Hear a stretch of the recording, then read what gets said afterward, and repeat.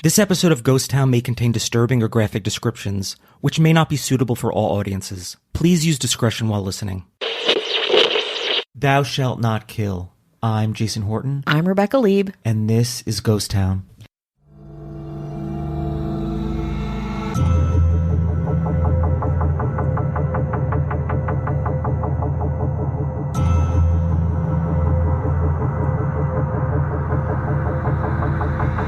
I have some history with Cherry Hill, New Jersey, which is, at about 5 minutes outside of Philadelphia, more Philly than Jersey.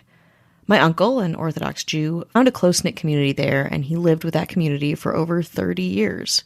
One day, I asked him about a case I was working on, and he remembered literally every detail immediately. Why? Because this case rocked the Cherry Hill community then and even now. It centers around cake mogul Carol Neulander and involves the Philadelphia Inquirer, a predatory rabbi, a local radio DJ, a prosecutor's office conspiracy, the Jewish Special Forces, and even the mob. Today, we're talking about the death of Carol Neulander. Around 9 p.m. on November 1st, a panicked 911 call comes into the Cherry Hill PD from a man named Fred Neulander. Neulander tells the dispatcher that his wife, Carol, is, quote, on the floor covered in blood. Responding officer Richard Bombera quickly arrives at 204 Highgate Court and enters the front door of Neulander's home. There he finds himself in the once pristine all-white living room, but the white walls, white carpets, and white furniture are all awash in blood. Blood also pools on the floor underneath the victim, Carol, who appears to have been assaulted with a blunt object. Head in hands, Fred Neulander sits outside on the curb as more law enforcement, including detectives Marty Devlin, Joe Metterly, and Richard Wróblewski, flood the Neulander house. Devlin notes that, despite the bloody scene, Fred Neulander's own clothes appear clean. Soon the EMTs arrive. Among them is 21-year-old Matthew Neulander, who is recognized as the son of the victim inside. It's a nightmare come to life. After responding to a call at his own address with directives to treat a, quote, bleeding victim, Matthew is desperately trying to get inside his own house. Acting quickly, other EMTs grab Matthew and sit him next to his father. Devlin has Wróblewski take both Neulanders to the station for questioning, while Carol is pronounced dead inside the house. Detective Devlin surveys the scene, noticing family photographs, stylish furniture, the mezuzah on the side of the front door. The Neulanders seem to be a typical Cherry Hill family leading a blessed life. But the Neulanders' affluence makes Devlin wonder if the homicide did begin as a robbery, though there's no overt evidence of a break-in. The house seems intact. There are no signs of forced entry, and no valuables are missing. At the station, police question Fred and Matthew Neulander, starting with Fred. Fred Neulander said he'd been married to Carol since 1965, and in 1968, the two moved to Cherry Hill for a rabbinical job at a nearby temple. In 1974, Neulander founded his own Reform congregation, Makor Shalom.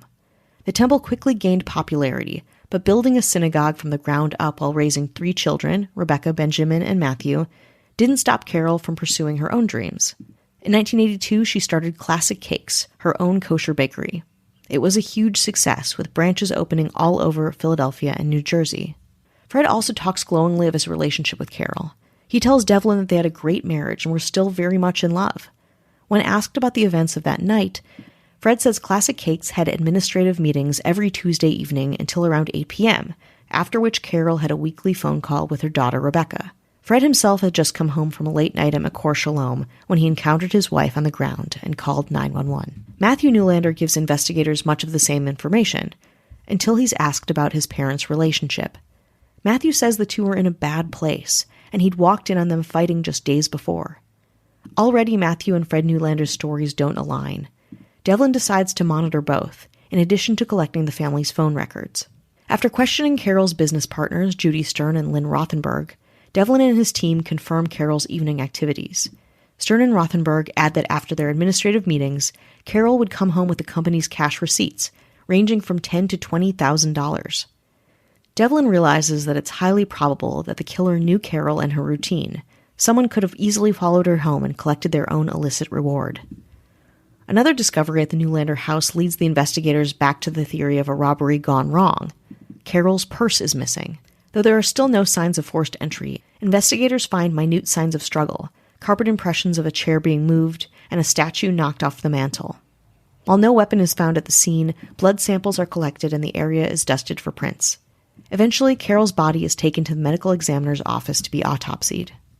Assistant Rabbi Gary Mazo and cantor Anita Hochman at McCourt Shalom confirm Fred Neulander was at the temple that night. At the same time, Rebecca and Benjamin Neulander are informed of their mother's death and rush home to Fred and Matthew. Devlin is eager to question Rebecca. He knows from Fred and Matthew that Rebecca and Carol talked Tuesdays around 8 p.m., which means Rebecca likely spoke to her mother minutes before she was killed. When questioned, the information that the Newlanders' oldest child shares is haunting. Rebecca says she was on the phone with her mother at 8:15 p.m. on the 1st, when her mom's doorbell rang. Carol told her daughter that a delivery man had arrived and that she had to go. Rebecca asked her mom if she wanted her to stay on the phone while the delivery man was inside of the house, but Carol said no, that she knew him. He had been there at the same time on October 25th to deliver an envelope, a, quote, message for the rabbi. Because of their scheduled call, Rebecca was also on the phone with her mother the week before when Carol first encountered the delivery man, who at that point asked to use the bathroom and dropped off the aforementioned message, which was, strangely, just a blank envelope. Though Rebecca didn't think much of it at the time, she knows that in both instances her mother was in grave danger. Taking this important information in, Devlin realizes that this case hinges on the identity of this mysterious delivery man. Find the delivery man, solve the case. 14 hours after Carol's body is found, Cherry Hill PD and Camden County District Attorney Edward Borden hold a press conference. Not much is said about Carol's murder, aside from asserting that it is a burglary gone wrong, and that there are strong potential suspects. Carol Newlander's murder is the first and only homicide of 1944, and Cherry Hill is in absolute shock. To cover their bases, detectives call every local delivery service in the phone book. Unsurprisingly, not one had a delivery scheduled to the Neulander home on October 25th or on November 1st. Next, Devlin looks into potential suspects Daniel and Frank Spagnolia, area criminals paroled from state prison about 2 months before. The brothers had orchestrated a series of similarly executed burglaries in the past, gaining access to a home and making out with valuables. The autopsy report supports the theory of an assault and robbery by an experienced criminal, or criminals. It also shows that Carol Neulander had been struck 7 times on the head with a blunt object. No outside fingerprints and no blood beyond Carol's is found at the scene. As the Spagnolia brothers are being tracked down, other tips are being pursued, namely that Joseph Merlino, a reputed Philadelphia mobster, may have been tied up in the rift between the rabbi, a conservative, and the staunchly Democratic board of nearby Cooper Hospital. In addition, murmurs of Russian mafia swirl among the 2,000 people at Carol's funeral service, held 2 days after her murder. While these loose ends don't give Devlin much more information, Fred Newlander's phone records do. More after the break. Hi, hello, how are you? Hello. How are you doing? How's it going? Good. You're always surprised when I ask them how they're doing. Yeah. I care. Yeah. You don't think I care? I care. I care.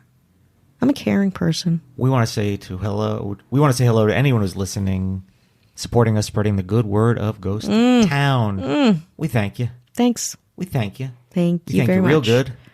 And heartily. From our hearts. Heartily. We want to say hello to our government. What's up with the mayors? What's up, mayors? It's March Madness, and they're losing their minds. Whoa. They're like, it's March. It's Damn. time for me to lose my mind and then take 11 months off. That's right. This mayor absolutely loses it when she sees people she knew from back in the day that didn't age very well. I hear that. I hear that. She's like, oh, too bad. So sad. Wow. I still look great, good. baby. Yeah. And it's March Madness. She's allowed to do whatever she wants. That's right. That's Marissa Rothermel. Hello. This mayor absolutely loses her mind when our Rotten Tomato score is close to 0. Oh. Has no investment in the movie, but it's just like... That's just anarchy, though. 0 close to 0? Loves when just things crash, things fall. Loves to see a movie take a nosedive with no investment in it. Just loves the chaos. Yeah. That's Emma Hopkins. Hello. This mayor loses his mind when somebody buys something really expensive and they lose it, like expensive like AirPods. I mean, that is madness. And then they're just like, oh, you really shoved it in my face when you had it. Now it's gone, baby. Now it's gone. Now you're back with the going back to trying to find your old AirPods, your old crummy AirPods. Gummy and crummy. No one's more excited about it than Matthew Clemens LeRae. Hello. This mayor goes absolutely wild when somebody's walking around the mall and they're on their phone and they're not looking in front of them and they just bump into something. Just bump right into something. Huh? They're like, what? Did I just fall into this water fountain? Wow. What happened? Let me tell you who's there laughing all the way just for this month. That's Kelly Meehan. Hello.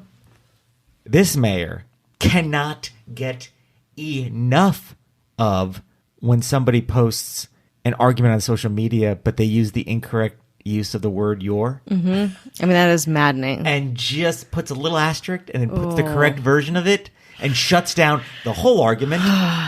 It's madness. It's Kat Joselle. Hello. This mayor has an absolute glorious meltdown. She's driving and somebody cuts her off. Mm-hmm. No reason to do that. Mm-mm. Just driving like a nut. No. And then gets pulled over. Oh. Gets pulled over. Don't like to see the police, except when that happens. Yeah. Especially on the road. Loves it. It's like, haha, it's called karma. It's March. It's madness. It's Ashley Matson. Hello. Now our governor watches the world burn every second from the skies. Champagne and coconut water in hand. You heard champagne problems? There is no... No. To say that to this person, they'd be like, that's What's just called the problem? problems. Yeah. That's just called problems. Yeah. There is no champagne problems. There's always champagne. Yeah. Flowing. There's champagne. Flowing from the There's skies. There's a passport. And to where, for what, to who, always a mystery. Mm-hmm. But loves just looking down and can see. Yeah. Can see that's part of the experience is you could see just the rats below just scurrying clawing around for a scrap of nothing. Yeah, that's for right. a scrap Just of nothing. looks at It's 'em. nothing. Just Watch looks the at 'em. rats like rats in a maze, not in first class with a carafe of champagne, a carafe of champagne. Just looking down, watching the world burn to death. Just for March. And maybe extended. That's our governor, Avian Noble. No ads, no chit-chat, bonus episodes. Just the good stuff. 7 days free. Head on over to patreon.com/ghosttownpod. We do have an Apple Podcast review. I saw that. Yeah. I didn't click on it, but I saw it. Why would you go the extra mile? Why would you invest I was like, second more all right. into Jason the world? Jason will take care of it. Yeah. You know when like an office is like everyone leaves the office and it's like a mess and they're like coming the next morning like, who cleaned this up? That's me after when you're done recording, you just leave your garbage in the fucking and you're like, chaos. who's cleaning it up? And you take all the chaos, you put it in your computer and you shut your computer silently. You don't complain. You take it away and you just deal with it. And then I just clean up the mess. It's true. Rebecca and Jason have the right balance of funny and interesting information provided for each episode. I love Rebecca's use of intermittent swear words. Is it intermittent? I think it's you're constant or what? It's intermittent. It's not intermittent. it's intermittent. I mean, I've calmed down on it just because it seems like a lot sometimes. When I'm editing, I'm like, okay. Oh, you're like, okay, it's just somebody like dropped a napkin in part of the episode. Yeah. Coupled with Jason's non-use of them, it makes for a unique show every episode, and it's fun to hear the progression of the podcast since their debut. Back when I was in my early 40s. Wow. What a great time. What was that like? I don't know. It was crazy. We thought there'd be flying cars, but no. Oh. You guys make me laugh and wonder if it would be in the same setting. Kudos. It wouldn't. There'd be cursing. It wouldn't be intermittent. It'd be nonstop. Yeah. And there'd be like fried chicken. Yeah. Yum, yum. That's what I live for. That's what I'm fueled by. That's Esquire 13 from the US and A.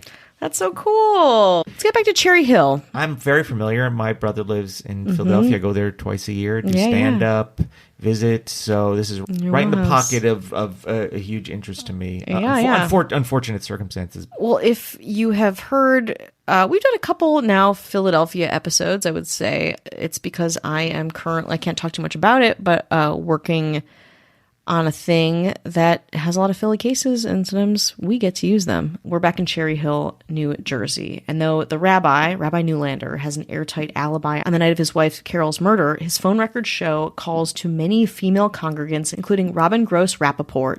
Devlin is surprised to see Sonsini's name. She is a household fixture in Philadelphia, a 20-year host of WPEN-FM Radio Philadelphia, one of the most popular stations in the area. When Rappaport is questioned, she reluctantly says that she's been having an affair with the rabbi. But when Sonsini is questioned, she denies any affair is going on. She tells Devlin that her husband died years before and that Neulander was just being a good rabbi, counseling her through her grief. Meanwhile, the Spagnola brothers are found and both their alibis check out. When Merlino and the board of Cooper Hospital are questioned, Devlin discovers that what feels like a lead is just an unsubstantiated rumor. To Devlin's surprise, on December 7th, 1994, Elaine Sonsini returns to Cherry Hill PD headquarters. Consumed with guilt, Sonsini admits that she did have an affair with Rabbi Neulander. She says she and Neulander had been seeing each other for years and met while her husband was in the hospital for cancer treatments. After leading her husband's funeral on December 13th, 1992, their affair officially began. By the end of 1993, Sonsini had joined McCore Shalom, and the two were calling each other 5 to 10 times a day. Neulander and Sonsini were also engaging in almost daily sexual relations, both at Sonsini's home and in the rabbi's office at McCore Shalom. Tearfully, she says she gave Neulander an ultimatum: Carol or her. The rabbi said he promised it was her.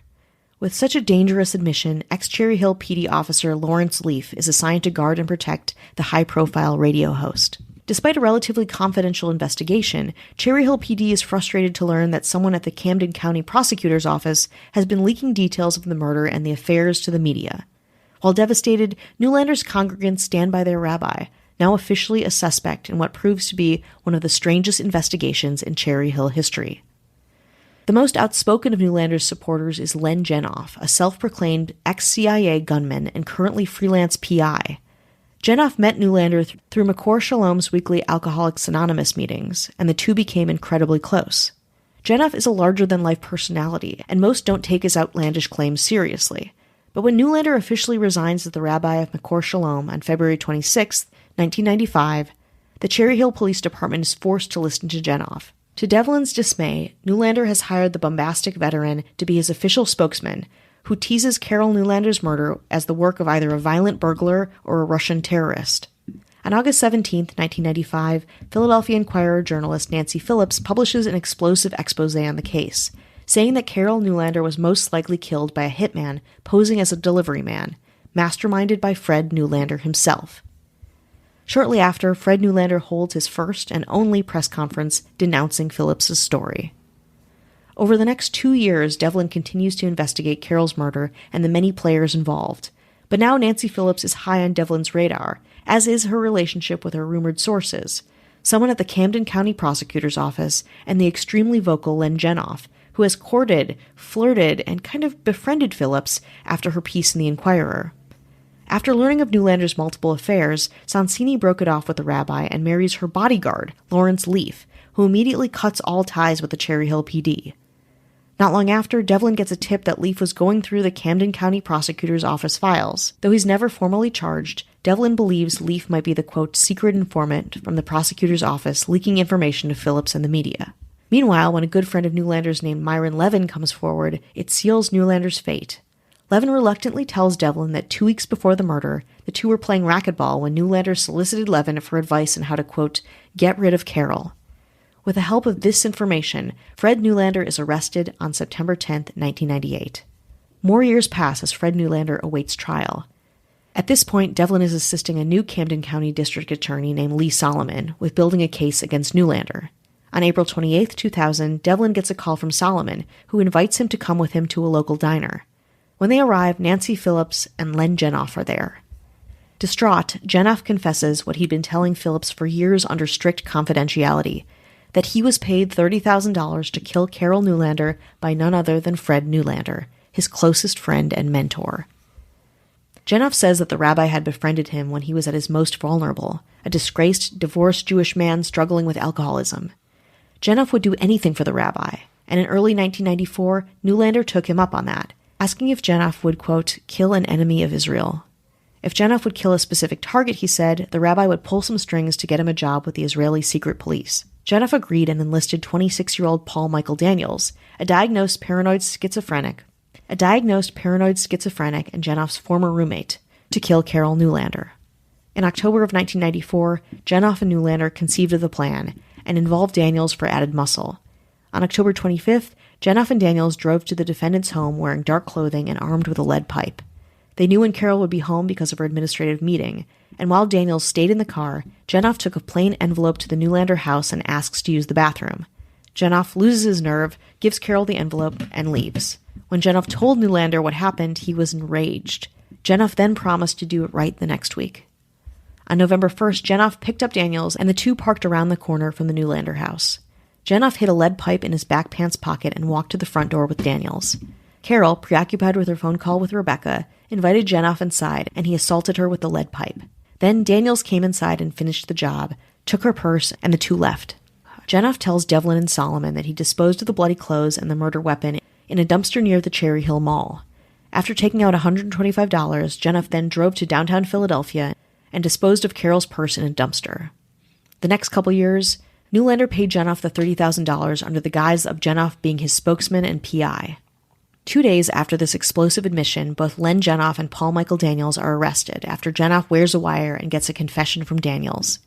While the purse and weapon are never found, on June 2, 2000, Janoff pleads guilty to aggravated manslaughter, and 6 days later, Daniels pleads guilty to aggravated manslaughter and robbery. On June 20, 2000, Assistant Camden County Prosecutor James Lynch seeks the death penalty for Neulander, elevating his murder and conspiracy charges to capital murder, felony murder, and conspiracy. On October 15, 2001, the trial of Fred Neulander begins, with Neulander's children in tearful support of their father. On November 1st, 7 years to the day of Carol Neulander's murder, the jury cannot reach a verdict. But this doesn't dissuade Solomon or Lynch from seeking justice. On October 15, 2001, the second trial against Fred Neulander begins, with the Neulander children now testifying for the prosecution. Witnessing hours of testimony about their father's life and their mother's demise, they realize that they do believe that their father is guilty. Len Janoff pleads guilty to aggravated manslaughter and receives 23 years in prison. Paul Daniels pleads guilty to aggravated manslaughter and robbery and also receives 23 years in prison. On January 17, 2003, Neulander himself is found guilty of capital murder, felony murder, and second-degree conspiracy to commit murder, and receives 30 years to life in prison. And another strange twist in this heartbreaking and bizarre case comes in 2022, when South Jersey's Jewish community is outraged yet again when the Geffen Theater, here in Los Angeles, California, produced a full-length musical about the case, called A Wicked Soul in Cherry Hill, by Matt Schatz, an award-winning playwright and composer who grew up in South Jersey and was in high school when Neulander was killed. A Wicked Soul in South Cherry Hill was developed beginning in 2018 while Schatz was in residence at Geffen's new play program, The Writer's Room, and was advertised to the public as having, quote, humor and chutzpah. Makor Shalom president Drew Molotsky issued a statement about A Wicked Soul in Cherry Hill on behalf of the synagogue. Quote, we know nothing about the content of the play. This is our history. It involves our friends and our family, and it is very serious to us. To make light of it or to exploit it for entertainment value is not something we will ever condone. Matthew Neulander, now a doctor, also gave a statement about the play, saying that his family, quote, is saddened and dismayed to learn of the new Geffen Playhouse production, based on the story of my mother's cruel murder 27 years ago. The Geffen responded to the Cherry Hill community, saying that the play, quote, neither sensationalizes nor laughs at the tragic murder that took place in Cherry Hill. On the contrary, it is a piece that examines how a community moves forward when something horrific and heartbreaking shakes their faith. We recognize that our description of the play failed to convey this, yes it did, and it has been amended accordingly. Matt Schatz, who was raised in, again, South Jersey, has chosen to tell the story through song, and we believe that this play leads with heart.